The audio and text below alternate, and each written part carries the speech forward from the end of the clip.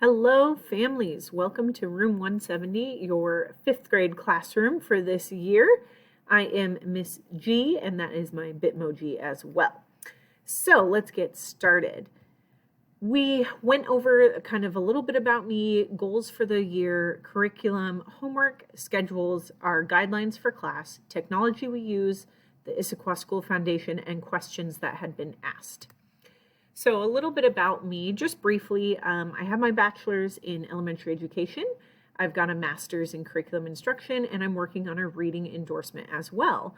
I am in my 10th year, full decade, and this is my 6th year at Cougar Ridge, which is pretty awesome. I'm a fitness enthusiast, and I met my fiance at the gym, and we continue to be fitness enthusiasts together and adventure around the world. And we've got our wedding plan for this spring break coming this school year in Ireland. So goals for this year is a positive atmosphere where we are building responsibility and leadership within every student. I love to engage my kiddos as much as possible. So we do a lot of different activities and strategies in our class to keep students engaged. And of course, always preparing them for middle school. So topics that we're going to learn this year, you can pause the video and look through all of these, but the big ones I want to point out are in math, we're going to be doing much more with fractions. We're going to add and subtract, multiply and divide with fractions. We're also going to go into coordinate planes by the end of the year. In science, we will be doing our new curriculum we started last year. So we'll be looking at patterns of earth and sky, modeling matter, the earth system, which goes kind of into the water cycle, but then a little bit deeper, and ecosystem restoration. In social studies, we're doing a wonderful study right now on the U.S. First People. Then we'll get into the United States Revolution and government. So organization is key in preparing students for middle school. So we do a lot around organizing our space and keeping it organized depending on the time of day and going home as well. So we've got a 3-ring binder that has their homework. Any work that they're currently doing in class might be in there as well. This is also our communication from home to school and school to home. So definitely check in with your student's binder and take a look at it every once in a while because their planner, their calendar planner should be in there. We are filling that out every day.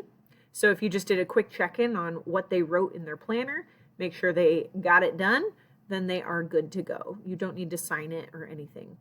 Their desk is kept clean as best we can because in middle school they don't have a desk, but they do have a locker. So we call our cubbies this year lockers, and those lockers have to keep all of their things so that when we transition to each subject, they have to go to their locker, grab what they need, and then they head to their seat for that class.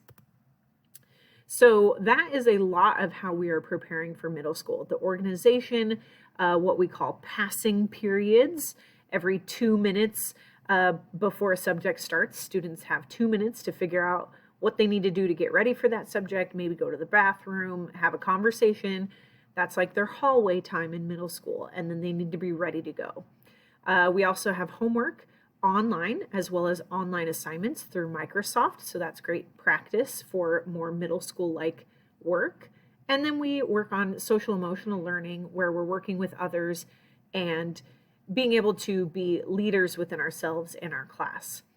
Currently, I'm not seeing any gaps from this past year of COVID. I did have that question in an email, and I want to tell you, your kids are doing great, and they are fine. So no worries there. Homework. Homework should be no more than 50 minutes a day. So they're spending about 20 to 30 minutes of reading and 20 to 30 minutes on math. And that is it. So if it is taking them longer than 30 minutes a day in math, you need to check in with your child because they are doing too much or not enough. Either they're not paying attention to the video and it's taking them way too long and they need to actually focus in on what they're doing for math, or they are taking too many notes and they need to kind of take a step back. So math is every night on Edpuzzle. That is located in their Clever account. They log in with their Microsoft or Clever and they can get into Edpuzzle there. So if your student is gone, this is mostly due to COVID. So if your student is a close contact, or maybe they, get a positive test, which hopefully they never do, but if they did, they would have to quarantine for 14 days. And if that were to happen, then your student would be doing missing work on Microsoft Teams. So the 5th grade team will be posting assignments onto Microsoft, as well as slideshows of our lessons, and students can access that at any time and get their work done so they don't fall behind. Here's our schedule. We have PE on Monday, music on Tuesday, PE Wednesday, music on Friday, which means library is on Thursday. Our schedule is very nicely planned out. It is beautiful. So students have nice breaks throughout the day, so they're not sitting in the classroom for too long. The Bobcat Way is our whole school kind of behavior plan. So we try to follow the be safe, be kind, do your job. And we earn Bobcat coins by doing that. Those Bobcat coins are also used in our classroom towards what we call Starries. And those Starries help to unlock different items within our class. This is our classroom code. These are kind of like the rules that we follow as a class to help us be successful each day. We also have classroom virtues. In that Rule 3, make smart choices, we talk about what that means. And it means to be gloriously kind, a positive leader, selfless courage, invincible grit, and brainy creativity. Our grading policy is standards-based grading, so you're not going to see an A, B, C, or D grade. You're going to see a 4, 3, 2, 1. There are no zeros, so don't worry about the 0. 4 is rare, just a heads up. You're not going to see a lot of 4s on report cards or assignments, because a 4 means that student is going above and beyond. They're exceeding what we're looking for. So a 3 is where we want to be. Just keep remembering that rhyme. 3 is where we want to be. Our learning platforms, we mostly just use Clever, and then Clever allows us to access our Microsoft Office 365, which is where Microsoft Teams is located. That's also where students can send emails, is in their Microsoft Office account as well. We have a classroom website that is linked on every email I send. It's also linked in my Clever Classroom page, so you can grab that link if you need it. And of course, we use Edpuzzle every night for math. So how can you help? Making sure your student's here and safe and ready for the day, checking their homework planner, making sure they've got a routine set up so they can always get their work done. And you can even touch base with them on goals that they've set, or set goals with them.